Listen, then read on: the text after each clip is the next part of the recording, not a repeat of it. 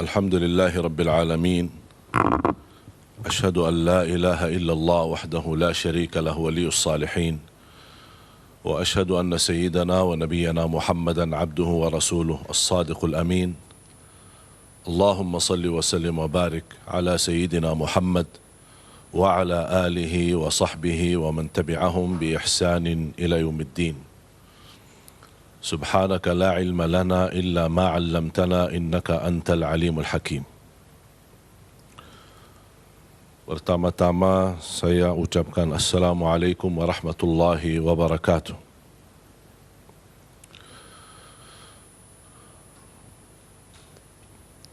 Alhamdulillah wa syukrillah.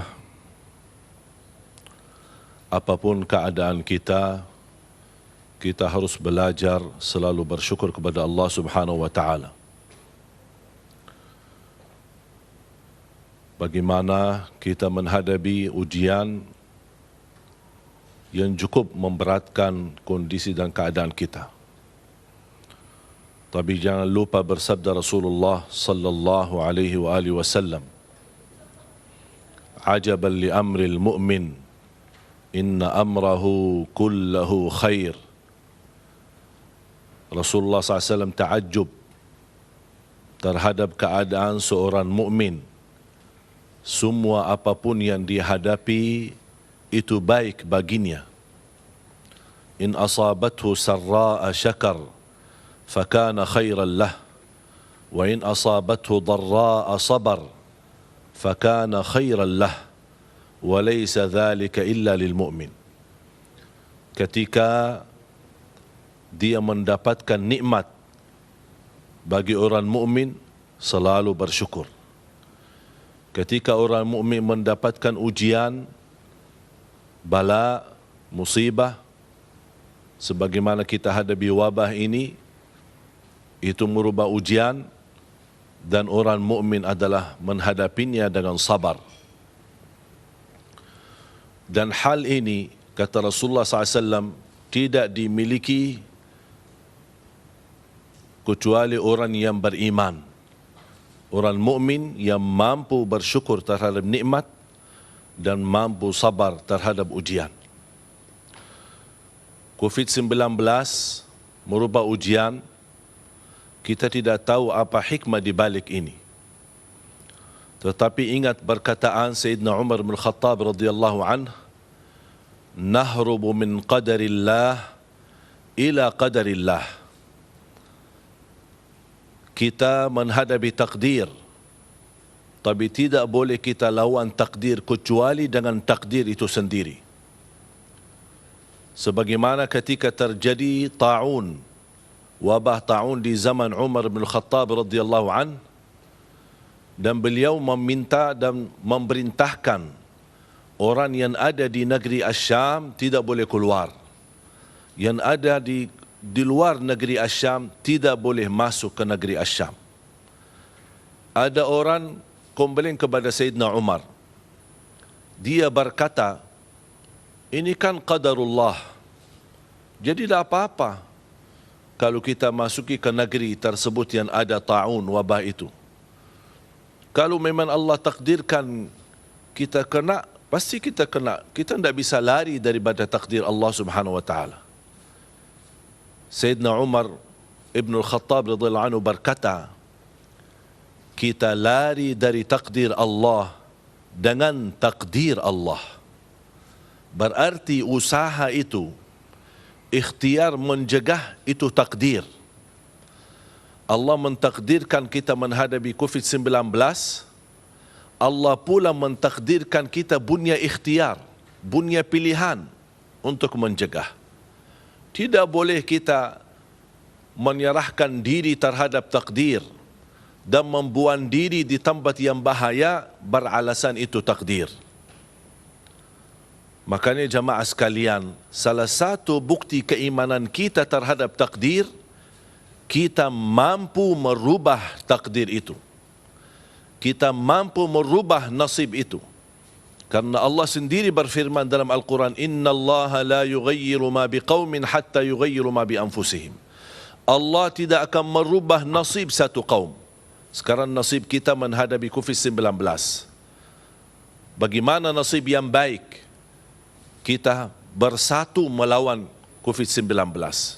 Kita bersatu melawan corona. Satu membantu satu. Cuba bayangkan kalau semua masyarakat terlibat, saling membantu, saling menolong. Kalau dalam kondisi keadaan, kalau satu membantu satu, insya Allah kita mampu mengatasi masalah ini. Kita punya ikhtiar dan wajib kita melaksanakan ikhtiar itu karena takdir. Dan itu merubahkan takdir bukan di tangan Allah, tapi di tangan kita. Kita yang punya pilihan. Tidak boleh ada orang berkata Allah takdirkan saya masuk neraka, berarti saya terima masuk neraka. Saya harus berusaha untuk mencegah diri dari api neraka dan saya memperjuangkan diri agar menjadi ahli surga. Inilah kondisi COVID-19. Jamaah sekalian yang dimuliakan Allah SWT, masyarakat se-Indonesia di tanah air yang aku cintai, bagaimana kita bisa pertama, kita selalu ingat kebesaran Allah Subhanahu wa taala. Saya beberapa waktu kemarin renungkan fikiran, muhasabah. Memfikirkan kondisi yang terjadi. Jangankan kita, negeri kita Indonesia, seluruh negara menghadapi ujian ini. Saya berfikir dan merenungkan fikiran ini. Ternyata kita selama ini banyak nikmat yang mohon maaf dan sayang sekali kita tidak sadarkan dan kita tidak syukuri. Ternyata salat Jumat dan jamaah selama ini kita laksanakan sebelum COVID-19 itu nikmat yang luar biasa. Silaturrahim itu nikmat. Keluar rumah pagi hari mencari nafkah dan rezeki itu nikmat. Kita menantar anak kita sekolah atau dia bersama teman-temannya pergi sendirian itu nikmat. Kita beraktivitas. Orang bekerja sepanjang seminggu. Ketika sudah hari libur Sabtu dan Ahad, dia membawa keluarganya, ada yang ke pantai, ada yang ke mall, ada yang jalan-jalan. Ternyata itu juga nikmat. Pulang pergi dengan rasa nyaman, itu nikmat. Kita beraktivitas, apa yang kita suka makan di mana, pergi dan rasa nyaman, tidak pernah ada rasa takut. Ternyata itu pun nikmat. Tapi ingat, nikmat itu tidak selalu kekal. Bisa berubah. Dan ini buktinya. Dengan hadirnya COVID-19, banyak nikmat yang kita selama ini kita nikmati, tapi tidak kita syukuri. Kita merasa nyaman-nyaman saja. Tetapi ternyata Allah rubahkan nikmat-nikmat yang selama ini kita nikmati tapi kita tidak syukuri. Kata Umar bin Khattab radhiyallahu anhu, "Ikhshawshinu fa inna an-ni'mata la tadum." Belajar hidup susah karena nikmat itu tidak selalu dijamin kekal. Kenyataannya, siapa di antara kita yang bisa merasakan nikmat yang berlalu? Sekarang ujian pun akan berlalu. Tapi ujian ini tidak akan berlalu begitu saja. Dan kita diam diri saja, tetapi harus kita ada ikhtiar. Di dalam pandangan Islam, ada 5 darurat yang disebutkan hal utama dalam Islam. Hifdzul din, hifdzul mal, hifdzul nafs, hifdzul aql, dan hifdzul ird. Ada 5 di dalam pandangan Islam wajib kita jaga. Bahkan disebutkan hal darurat terutama, pokok yang tidak bisa kita tinggalkan. Yang pertama, menjaga agama. Yang kedua, menjaga nafsu, jiwa. Yang ketiga, menjaga harta. Yang keempat, menjaga akal.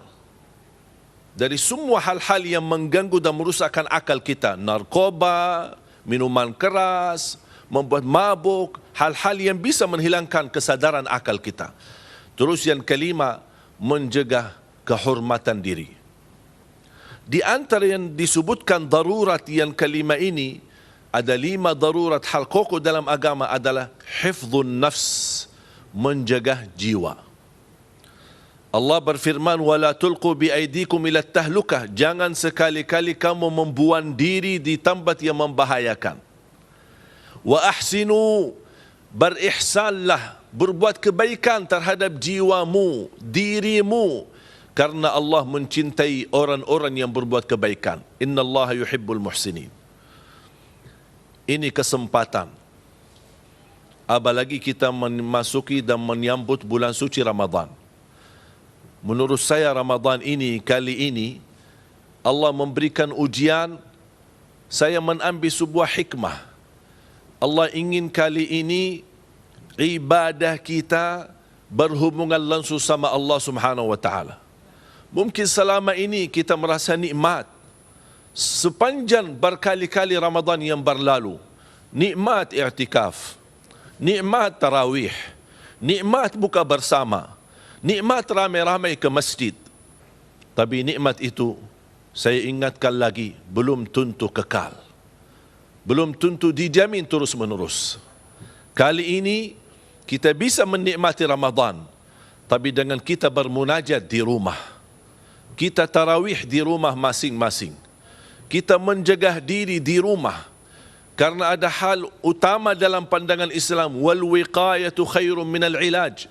Menjaga itu lebih wajib, lebih baik daripada berobat. Artinya, menjaga dari apa? Dari segala sesuatu yang bahaya, apalagi dalam kondisi wabah. Dan wabah ini bukan pertama kali terjadi dalam sejarah Islam. Banyak sudah disebutkan oleh para ulama cerita-cerita. Sebagai Imam Ibnul Jauzi di tahun 440-an sudah menceritakan wabah. Sambil beliau menggambarkan masjid tertutup, pasar-pasar tertutup, sambil jalan-jalannya sepi, tidak ada satu pun orang yang jalan. Begitu kondisi dan keadaan. Dan ini sudah terjadi berkali-kali. Bahkan Al-Imam Syafi'i yang kita ikuti mazhabnya.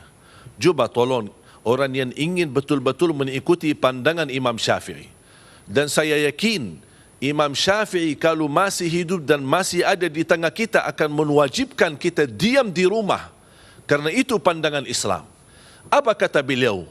Kalau ada orang, ini dalam satu fikih di kitabnya Al-Um, kata beliau rahimahullah, kalau ada seorang yang ditagih hutang, dicari, ditagih, dia ada hutang dan tapi dia tidak mampu melunasinya. Dan pemilik hutan ini lagi dicari, dikejar. Dia saking takutnya karena dia malu menghadapi orang-orang yang mencarinya dan dia tidak merasa nyaman Jumatan. Apa kata Imam Syafi'i? Dia boleh tinggalkan Jumatan dan diam di rumah. Diganti dengan salat zuhur. Bayangkan, ini fikih Imam Syafi'i. Kalau ada orang kejar kita, ada hutang, boleh kita tinggalkan Jumat. Masa karena wabah ini masih ada orang yang meributkan, tidak boleh kita tinggalkan Jumat?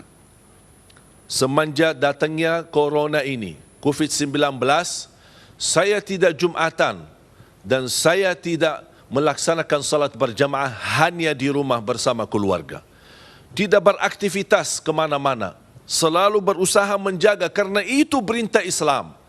Itu perintah Nabi kita Nabi Muhammad sallallahu alaihi wasallam. Sebagaimana Abdullah bin Abbas pernah menggambarkan ketika turun hujan besar. Ini di hadis sahih Bukhari dan Muslim.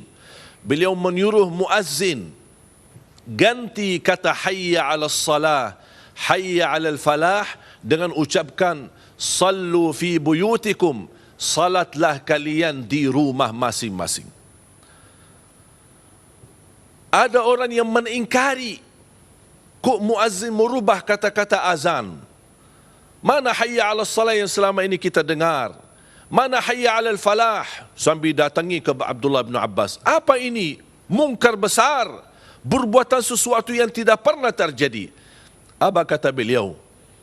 Kalian mengingkari perilaku saya, menyuruh muazzin menggantikan hayya 'alas salah, hayya 'alal falah dengan ucapkan sallu fi buyutikum, salatlah kalian di rumah. hal ini sudah dilakukan orang yang lebih baik daripada saya dan daripada kalian. Itulah Nabi Muhammad sallallahu alaihi wasallam. Karena pernah juga terjadi di zaman Nabi Muhammad sallallahu alaihi wasallam ketika turun hujan besar sampai jalannya sudah tidak dimungkinkan orang bisa lewati dengan nyaman, makanya Nabi Muhammad SAW menyuruh muazzinnya kumandangkan sallu fi buyutikum. Muncullah berbeza pendapat antara ulama. Ada yang berkata tetap laksanakan azan sebagaimana hayya 'ala salah hayya 'ala falah, tetap la ilaha illallah, begitu selesai azan baru disampaikan kataan sallu fi buyutikum, salatlah kalian di rumah masing-masing. Itu menurut pandangan mazhab Syafi'i dan ada beberapa mazhab yang lain. Intinya para jamaah sekalian dimuliakan Allah Subhanahu wa taala, COVID-19 bukan penyakit yang kita anggap remeh. Ini kita hadapi musuh yang sangat luar biasa serius untuk menerangi kita. Kita harus berhati-hati dan waspada. Kemarin saya membaca berita di negara Arab Saudi. Satu hari lebih dari 1.300 orang-orang yang kena corona. Padahal di Arab Saudi itu sudah lockdown. Sudah benar-benar luar biasa ketat. Sudah diliburkan. Sekolah tidak ada. Bahkan orang yang keluar untuk belanja saja, belanja buat makanan dan kebutuhan, bisa kena denda sampai 40 juta rupiah. Tapi begitu luar biasa aturan mereka ketat, tapi begitu juga kena penyakit corona. Gimana kondisi kita? Saya kadang-kadang keluar rumah melihat aktivitas ramai. Di pasar ramai. Seperti orang biasa-biasa aja. Bahkan tak pernah mencegah, tak pernah menjaga diri. Bagaimana bisa tidak pernah pakai masker, tidak pernah menjaga kebersihan. Bahkan kita seperti tidak ada berita apa-apa. Padahal sudah ada upaya dari pemerintah kita mengingatkan, waspadalah, memberitahu, mengingatkan kondisi dan bahaya. Tapi nampaknya masyarakat kita belum sadar. Jamaah sekalian, jangan kita panik dan takut. Diam di rumah, ini solusi yang tepat untuk kondisi sekarang. Beraktivitas di rumah, apalagi bulan suci Ramadan, sungguh nikmat. Kita bisa menjadikan nikmat bagi kita beribadah di rumah, lebih dekat dengan keluarga. Mungkin selama ini banyak orang yang beraktivitas di luar rumah, bahkan jarang sempat buka puasa bersama atau sahur bersama keluarganya. Kali ini, tahun ini kita jadikan Ramadan spesial, Ramadan istimewa, Ramadan khusus, hadiah dari Allah Subhanahu wa taala, membuat kehidupan Ramadan bersama keluarga. Baca Al-Quran bersama-sama, tarawih bersama, menjaga kebersihan. Kita ingat bagaimana Allah Subhanahu wa taala dan Nabi Muhammad SAW memerintahkan kebersihan. Allah mencintai orang-orang yang selalu dalam keadaan suci. Dan alhamdulillah dalam pandangan Islam, menjaga wudu tanda kesempurnaan iman. Selalu cuci tangan, menjaga kebersihan pakaian. Kalau keluar ada urusan darurat tidak bisa ditinggal, tolong pakai masker. Mohon jamaah sekalian, jangan membiarkan wabah ini menular kepada seluruh negeri kita. Apalagi mudik. Saya ajak orang Madinah. Orang tua saya berada di sana. Saya sudah mengambil keputusan tahun ini tidak mudik. Walaupun ada kesempatan saya bisa mudik, tapi saya tidak mau. Mengapa? Bukan saya butuh silaturahim. Siapa yang tidak ingin silaturahim bertemu dengan orang tuanya? Orang tua kita adalah surga. Surga kita di dunia. Makanya kita ingin silaturahim bersama mereka. Bahkan kita tidak mau tinggalkan mereka. Tapi kondisi yang menentukan. Kita tidak butuh silaturahim. Tapi tetap kita bisa dan mampu menjalin silaturahim melalui video call. Dan jarak jauh. Mudik, kita tahun ini menjadikan mudik kita di rumah. Untuk menjaga keluarga kita. Menjaga kebersamaan kita. Dan menjaga kesehatan kita. Mungkin ada orang berkata, saya mampu menjaga diri. Sebenarnya jamaah sekalian, bahayanya sebenarnya bukan orang yang sakit. Yang lebih bahaya, kalau anak muda yang sehat, fisiknya kuat, beraktivitas luar biasa lancar, dia kena sakit, dia sudah positif corona, pulang ke rumahnya, bersalaman dengan orang tuanya yang sudah tua dan usia, barangkali ada di antara keluarganya yang sakit-sakitan, disitulah menular penyakit ini dan bisa mengakibatkan meninggalnya orang tuanya. Orang berkata, anak muda, saya sehat dan merasa kena corona, saya biasa-biasa aja. Ya, memang biasa-biasa aja. Tetapi belum tentu karena Anda belum pernah cek, belum pernah periksa, bisa positif corona walaupun Anda merasa dirinya kuat dan sehat. Hati-hati, ini bisa tertipu dan bisa kita kena bahaya corona dari tempat yang kita tidak sadari. Makanya jemaah sekalian, waspadalah. Selalu menjaga kebersihan, cuci tangan dengan sabun dengan air yang mengalir minimal 20 detik, dan kita terus selalu berpakai masker. Apabila ketika sudah kita ada perlu kita keluar, kita usaha jaga jarak minimal 1 sampai 2 meter. Ini kondisi kalau kita darurat. Tapi kalau boleh saya usulkan, stay in home. Diam di rumah. Tidak ada urusan yang terbinting daripada untuk menjaga kesihatan kita. Di dalam pandangan Islam, menjaga kesihatan itu wajib. Makanya kita harus selalu berusaha untuk mencari ridha Allah Subhanahu wa taala. Apalagi umat Nabi Muhammad SAW, alhamdulillah Allah jadikan seluruh bumi ini menjadi bersih dan boleh menjadikan tempat salat. Berarti di rumah kita bisa beraktivitas salat. Ayo, jangan mudik. Jangan fikirkan bagaimana kita bertemu dengan keluarga, tapi kita utamakan kesehatan keluarga. Kali ini kita beribadah di rumah dan kita produktif. Bagaimana bisa menjadikan rumah adalah jannati, surgaku, rumahku. Di sinilah kesempatan kita jadikan di bulan Ramadan ini, rumahku, surgaku. Dan kita beraktivitas ibadah. Berita gembira dari Nabi kita Nabi Muhammad sallallahu alaihi wasallam.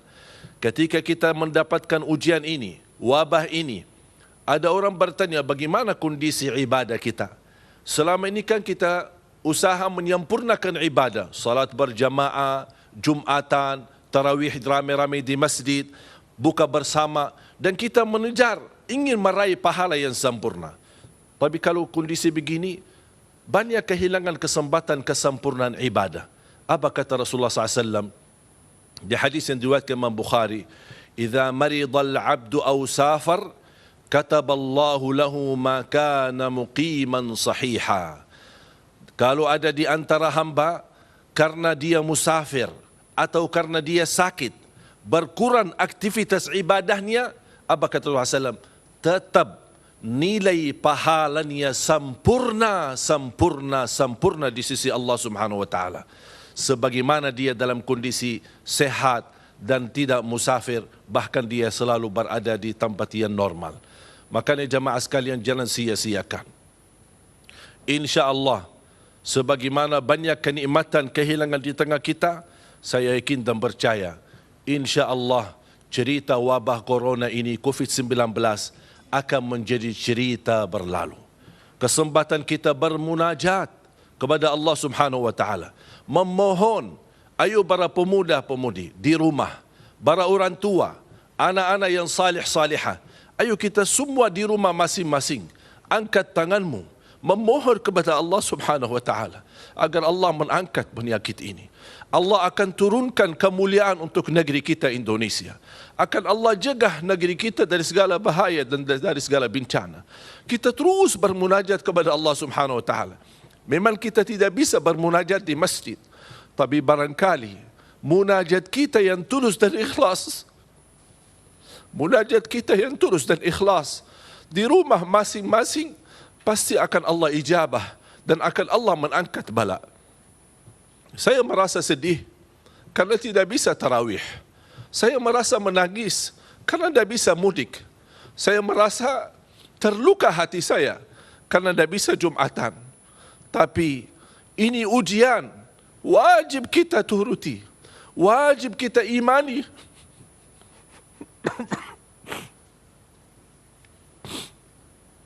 Wajib kita percaya takdir Allah. Dan kita lawan takdir, jalan takdir. Jangan kita orang keras kepala. Kita harus bermunajat kepada Allah. Karena tidak ada bala yang Allah turunkan, pasti berlaku kita dan dosa-dosa kita. Dan bagaimana Allah angkat bala? Dan taubat kita, bermohonan kita, bermunajat kita kepada Allah Subhanahu Wa Taala. Saya yakin, karena di dalam ujian ada doa yang tulus dan ikhlas. Selama kita senang, tidak pernah merasa doanya ikhlas. Makanya inti dan hikmah daripada ujian, Allah akan memilih siapa yang bisikan doanya yang ikhlas. Ini kesempatan menjadi hamba yang ikhlas untuk menantarkan negeri kita Indonesia, baldatun tayyibatun rabbun ghafur. Kita angkat tangan dengan tulus hati. Kita ingat, ternyata selama ini banyak nikmat yang kita dapat, tapi kita belum mampu mensyukurinya. Mudah-mudahan dengan kita sabar terhadap ujian yang kita hadapi, mudah-mudahan Allah angkat segala penyakit ini, Allah angkat wabah ini, dan kita memohon kepada Allah Subhanahu Wa Taala, apalagi di bulan suci Ramadan, bulan terkabul doa. Ya Allah ya Arhamar Rahimin, Ya Allah ya Arhamar Rahimin, Ya Allah ya Arhamar Rahimin. Berilah kepada kami kemampuan agar kami waspada, agar kami selalu menjaga diri, agar kami selalu turuti dan taati perintah agamamu, perintah agama Islam. Dalam kondisi ini kita mengikuti pandangan Nabi Muhammad sallallahu alaihi wasallam. Apalagi pandangan Nabi Muhammad dan pandangan pemerintah menjadi sama dengan satu tujuan, untuk menjaga masyarakat kita dari segala bahaya dan penyakit. Jadilah orang-orang yang pahlawan untuk diam di rumah, karena inilah posisi kepahlawanan kita, posisi perjuangan kita. Lindungi diri, lindungi orang lain.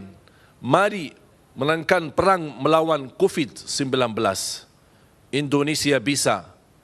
Salam tangguh, dan mudah-mudahan kita semua dalam lindungan Allah Subhanahu Wa Taala dari segala bahaya COVID-19 dan selalu dalam kondisi keadaan sihat wal afiat. Amin, amin, amin ya rabbal alamin.